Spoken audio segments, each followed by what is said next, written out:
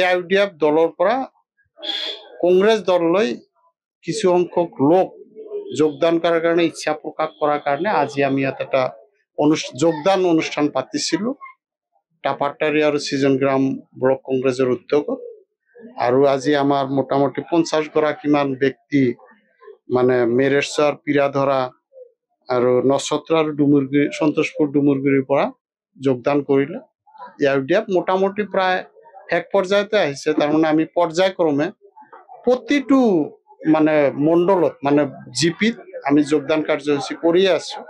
আপোনালোকে গমে পায় যে অভয়পুৰী উত্তৰ সমষ্টিৰ যিখিনি অংশ সিজন গ্ৰামৰ তাত AIUDF নাই বুলিয়ে ক'ব পাৰি। তো গতিকে তাত আৰু বিশেষ যি 2-4জন আছে তেওঁলোকক মই ঘৰতে তেওঁলোক আহে যোগদান কৰা। কিন্তু দক্ষিণ অভয়পুৰী পাৰ্টত অংশত সিজন গ্ৰাম সমষ্টিৰ দক্ষিণ অভয়পুৰী অংশত কিছু UDF আছিলে। কিন্তু এইবেলি আমি এক সাইডৰ পৰা আৰম্ভ কৰি আজি যেনে ধৰক আজি সন্তোষপুৰ ডুমুৰগুৰি লেংচিঙা বা ইয়াৰ এইফালৰ পৰা কৰিলো। আৰু বিগত সময়ত আমি কান্দুলীয়া যেটো আমাৰ নতুনকে ৰাঙাপানী জিপিত অন্তৰ্ভুক্ত হ'ল তাৰে 50 গৰাকীমান জইন কৰোৱা হ'ল। আমাৰ পিৰাধৰা জিপিৰ পৰা 200 মান জইন কৰা হৈছে। নছত্ৰ জিপিৰ পৰা 200 মান জইন কৰা হৈছে। ডুবাচৰীৰ পৰা 250 মান জইন কৰা হৈছে। ধনতলাৰ পৰা 200 মান জইন কৰা হৈছে। তাৰমানে প্ৰতিটো মণ্ডলত মই সময় যেতিয়া পাওঁ গৈ পেলাই জইনিং কাৰ্যসূচী হাতত লৈ আছো, যোগদান কাৰ্যসূচী হাতত লৈ আছো। মোটামুটি ধৰক যেটো সিজন গ্ৰাম সমষ্টিৰ দক্ষিণ অভয়পুৰী অংশটো অলমোষ্ট মানে AIUDF প্ৰায় নোহোৱাৰ পথত।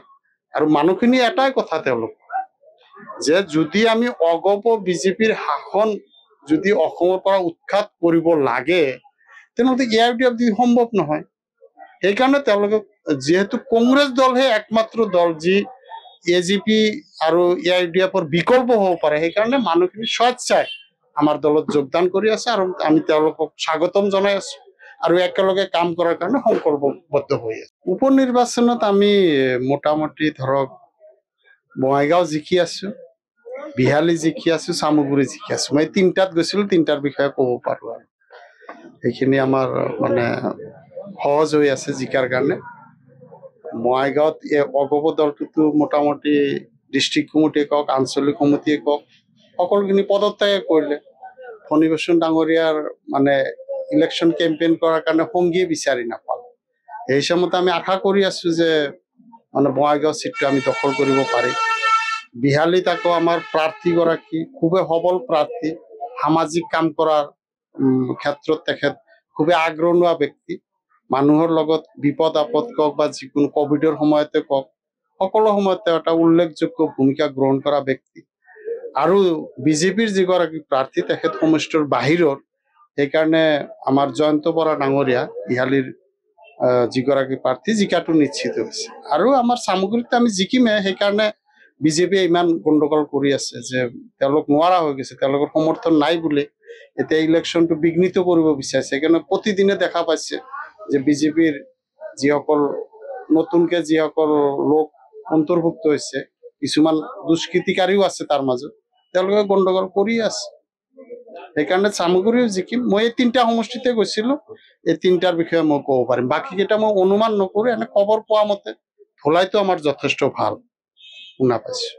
মানে আমাৰ অসমত যেটো সাম্প্ৰতিক পৰিস্থিতিত আমাৰ কংগ্ৰেছ দল পুৰণা দল আৰু UDF দল আহিছে মাজত, মানে বানপানীৰ দৰে আহে এইবিলাক দল, আঞ্চলিক দল যায়।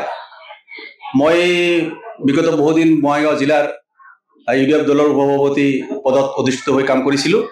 আৰু কংগ্ৰেছৰ যিবিলাক আমাৰ বিধায়ক সাহেবৰ বা বিভিন্ন নেতৃবৃন্দৰ কামৰ প্ৰতি মই আকৃষ্ট হৈ আৰু যেটো কংগ্ৰেছ দলৰ মেনিফেষ্টো, এই মেনিফেষ্টোৰ প্ৰতি আকৃষ্ট হৈ আৰু বিগত দিনত যিখিনি কাম কৰিছে ভাৰতবৰ্ষত তথা অসমত এইবিলাকৰ প্ৰতি আকৃষ্ট হৈ মই মোৰ সহকৰ্মী যিমান আছে, আমাৰ দলীয় কিছুমান বহুত কৰ্মী আছে, সেইবিলাকক লৈ মই আজি জইন কৰিছো। কোনটো দলৰ পৰা জইন কৰিলে? AIUDF দল।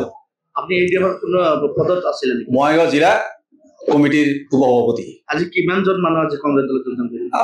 100+, 100+, 100+। আব্দুল বাৰিক। যিকোনো খবৰৰ বাবে যোগাযোগ কৰক 7099017330 অথবা 7099017990 নম্বৰত।